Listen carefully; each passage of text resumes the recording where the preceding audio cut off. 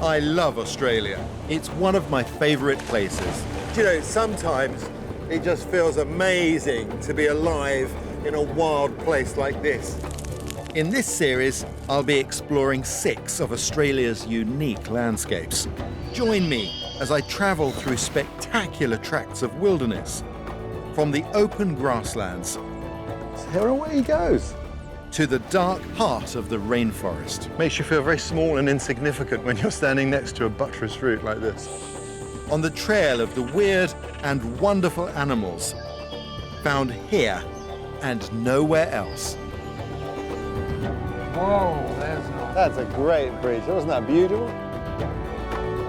For a naturalist, this is one of the most inspirational places to visit on our entire planet. This is my wild Australia.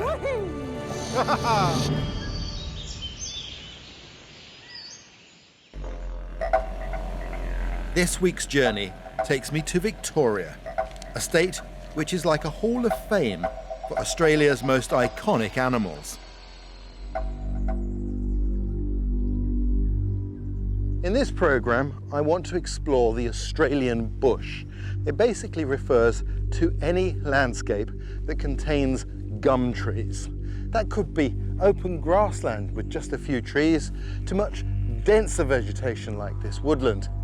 What's really interesting though is that it's in the bushlands that I'm likely to find the most classic of Australian wildlife. Victoria is the smallest state on the Australian mainland. It's on the southern coast and has a temperate climate. 60 kilometres southwest of Melbourne is the Youyangs National Park, where I'll be starting my search for koalas, kangaroos, and a unique and mysterious egg-laying mammal. The Youyangs are a series of granite ridges formed over 365 million years ago, when the granite eroded more slowly than the surrounding volcanic rock. The soil here is newer and more fertile than in other parts of Australia, so most of the original woodlands have been cleared for agriculture, leaving only pockets of native bush in a patchwork of farmlands. This is a really beautiful environment.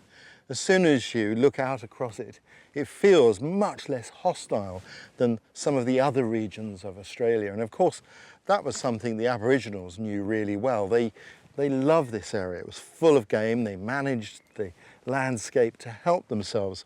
And there are still signs of their presence here, if you know where to look. Have a look at this. This is a natural depression in the rock that's been improved over time so that it will act as a water sump.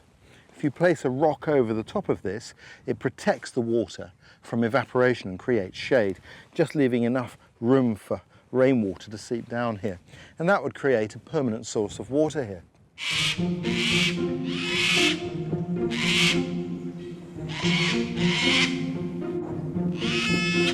It's in the woodlands on the slopes of this mountain that I'm hoping to find one of Australia's most popular animals. The ground here is quite arid and it really favours eucalyptus or gum trees, like this one here. And you can see it's a fairly specially adapted plant. It has these leathery leaves that reduce moisture loss. It also has an aromatic oil. Oh, lovely. And gum. And they're there to dissuade animals from browsing on the leaves.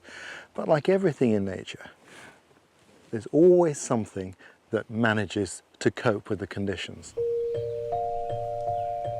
I'm meeting Janine Duffy, who's been researching the wildlife in the Youyangs for over 20 years.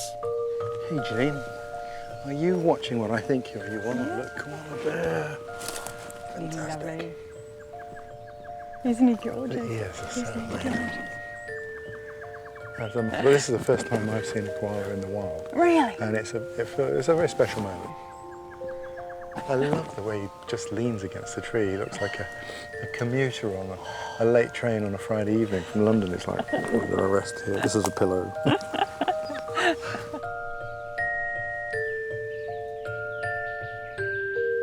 Koalas spend at least 18 hours a day resting.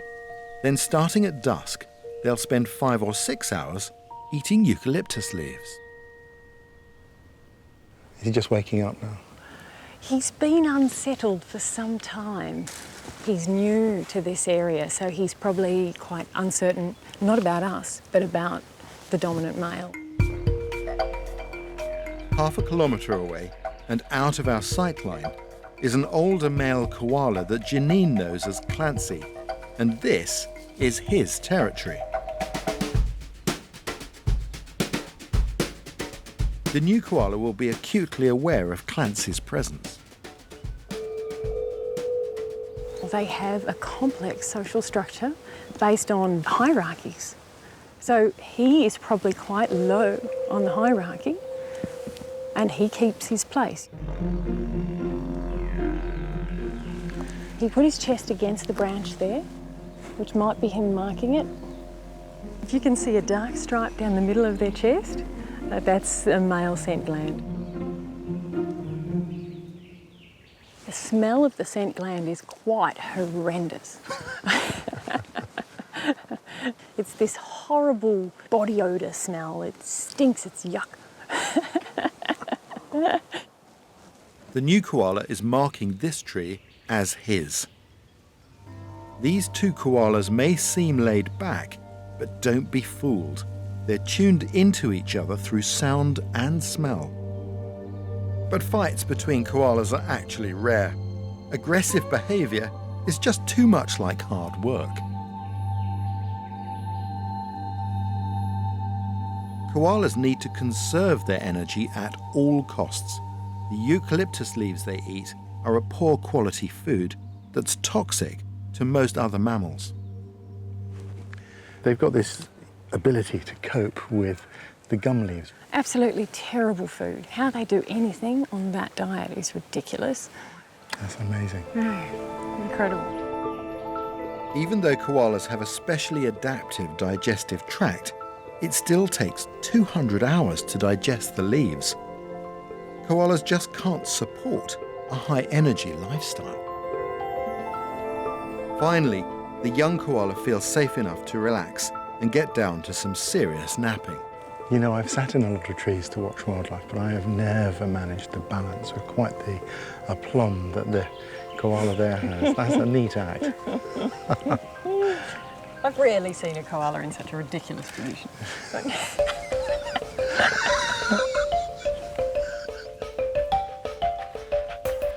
But there's no rest yet for me as I leave the wooded mountainside and head down to the open grassland below the Yuyangs, where I'm hoping to find another famous Australian marsupial. These lower volcanic plains are a great place to look for iconic Australian species, like that beautiful emu. The emu is Australia's largest bird at 2 metres high. They can't fly, but walk long distances every day, searching for food. Wonderful to watch, but what I've really come out here to see are eastern grey kangaroos, and just on the edge of the tree line over there, I can see one. In fact, more than one. But I think I'm going to head in this direction and see if I can get any closer. I'm going to use the bushes for cover. Eastern greys are one of the most common species of kangaroo in Australia. They're highly sociable and live in tight-knit groups called mobs of about 10 animals. The ground is covered in tracks, so I know they're nearby. I'm getting fleeting glimpses, but they're very wary.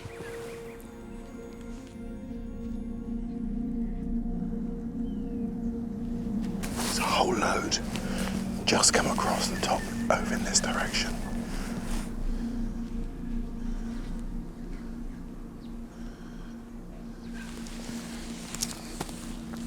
They're very alert, so what I'm going to do is just move low through here.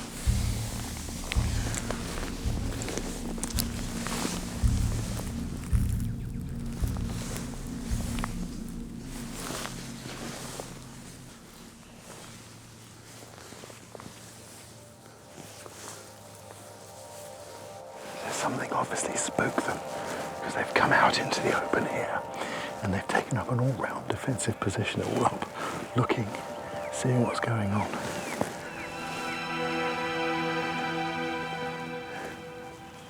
Amazing creatures.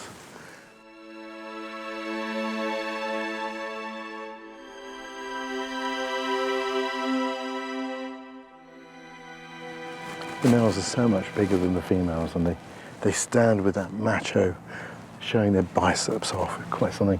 You almost think they should have a can of lager in their hand.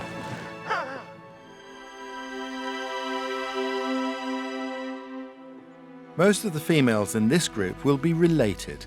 Joeys stay in their mother's pouch until they're at least 7 months old. That last female, she had quite a big joey in her pouch. You could just see its front legs poking out over the top.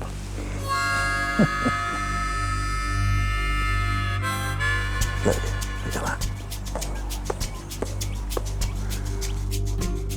Bouncing is a highly efficient form of movement. As Australia is a large and poorly vegetated country, the ability of the kangaroo to travel long distances using minimal energy has been the secret of its success. It doesn't get much more Australian than that, does it? Watching eastern grey kangaroos.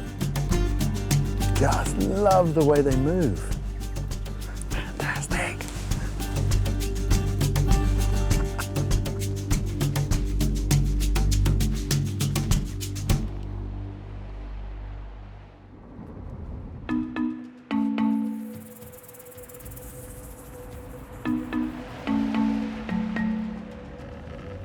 I'm exploring Victoria in southern Australia, and that really is a great place to see all the classic icons of Australian wildlife, the emu, the kangaroo, the koala. But here, where the eucalypt forests give way to grassland, that provides me the opportunity to catch up with something a little different, a marsupial predator.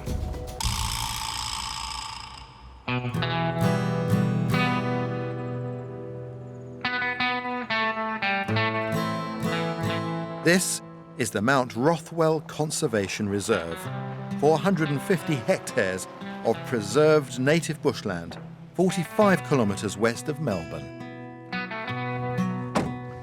Amazing old buildings. It looks like a film set, doesn't it? And it is a film set. And in the background there's a shooting range over there. It feels like there's a battle raging here. And of course this was built to represent one of the most interesting battles in Australian history, a battle between the police and their most famous outlaw, or as they call them, bushrangers, and that was Ned Kelly. However, this old film set was due for demolition until they discovered a different type of bushranger living in the pub. But this one is a rather more lovable rogue. I'm meeting Jackie Young, an environmental conservationist on the reserve. Morning, Jackie. Welcome to the saloon of the Ned Kelly set. Tell me about what you've got hanging out in here. It's no longer bushrangers. We actually have spot-tailed or tiger quolls that have made this their home. We have one that nests under the floor and we have one that lives in the walls. So, yeah, pretty cool place to hang out if you're a quoll. I'm just about to check the camera traps if you're interested. So, what have you got? This is a spot-tailed or tiger quoll. Tiger quoll. They're the little cousins of the Tassie devil, so they're probably the size of a small dog. These tiger quolls may look cute, but like Ned Kelly, they're killers. They're the largest remaining carnivorous marsupial on the mainland. Their bigger relative, the Tasmanian devil, is now only found in Tasmania.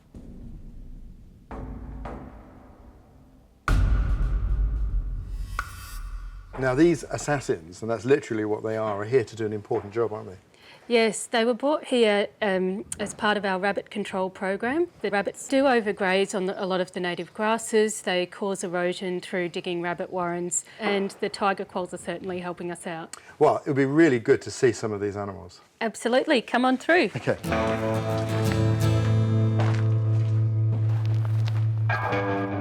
The aim of the reserve is to eradicate all non-native species, including rabbits, and reintroduce endangered native animals. The tiger quol's smaller cousin, the eastern quoll, was totally wiped out on mainland Australia. But thanks to a successful breeding program here at Mount Rothwell, they're also being reintroduced to the reserve. So this is Ken. He came to us from Tasmania. He and his sister broke into a supermarket over there and were sent into captivity. It's like the original inhabitants of Australia. Convicts. The convicts. He was transported to Australia for shoplifting, of all things. Yes. He participates in the breeding program, so he has fathered a litter this year and we'll hold on to him. There you go, convict Ken. Meeting eastern quoll Ken is a great introduction to the family, but I'm keen to see his more fearsome cousin, the tiger quoll.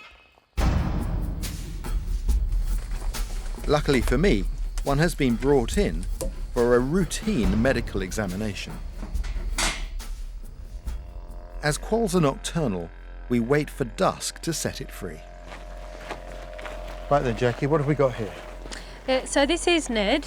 So he's part of our rabbit control program and hopefully we can get him back out there. Okay. Ned is an extremely successful predator. He was 2 kilos when he was first released on the reserve, but thanks to his rabbit-rich, high-protein diet, he's now weighing in at a chunky 5 kilos. He's a much more heavily set animal, isn't he? Yes. You can see that. There you go. You're going to go back out for rabbits. Here, away he goes. Fantastic. That is great. And so there we are, another assassin back in Ned Kelly's pub waiting to ambush the rabbits that shouldn't be here.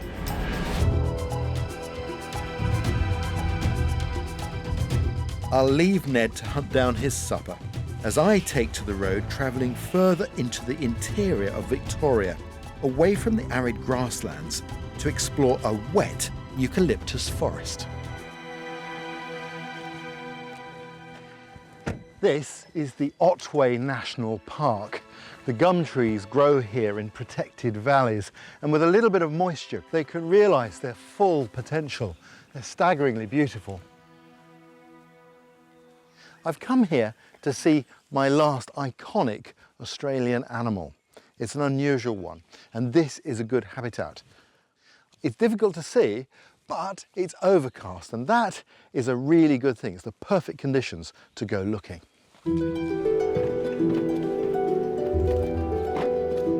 The wet forest has an overstory of tall eucalyptus, like the swamp gum and stringy bark, but it also has a dense understory of smaller trees, broadleaf shrubs and ferns.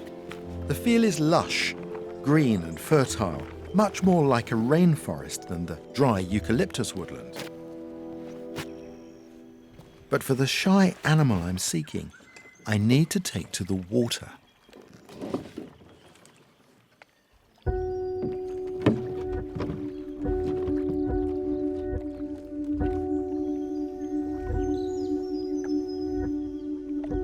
This is Lake Elizabeth. It's a pretty new lake. It was formed 50 years ago when there was a landslide that dammed off a stream. That's why it's got these hulks of trees in the middle. It's very beautiful, and it's the habitat for one of the strangest creatures on Earth.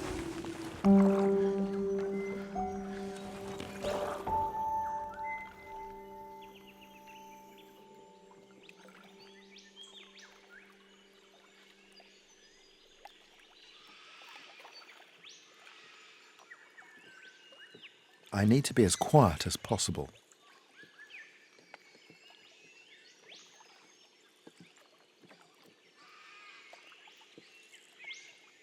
The first sign is usually a silver, glinting bow wave on the surface of the water.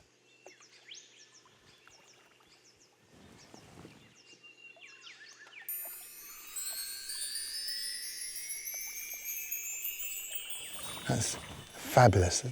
The platypus. There, look. It's coming towards us. Fantastic. An amazing creature. When word reached Europe, people couldn't believe that these creatures existed. A mammal that lays eggs. It's bizarre. It looks like a mole, but it's got a bill, like a duck.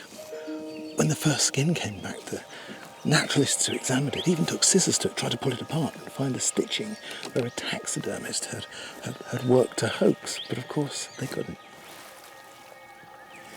Eventually, the natural world was introduced properly to the platypus, and it's a remarkable creature.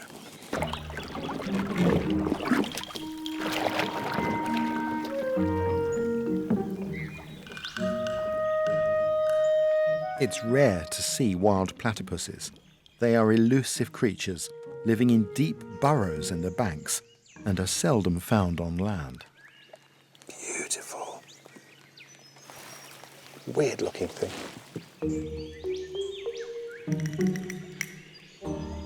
Platypuses are absolutely unique. They're warm-blooded and furry and feed their young with milk, but have a flattened skeleton and lay eggs like a reptile. Just there, and here, there, and there. I'm surrounded by platypuses. Or platypodes, if you want to be technical. Wonderful. Surrounded by platypuses, that's amazing. I tell you what, the eucalyptus forests of Victoria have been truly rewarding to me on this trip. The things I've seen, but that beats all. 3 platypuses around me. Wow, that's so neat. Just going to sit here now while there's still some daylight and drink in the views. That is a rare sight indeed.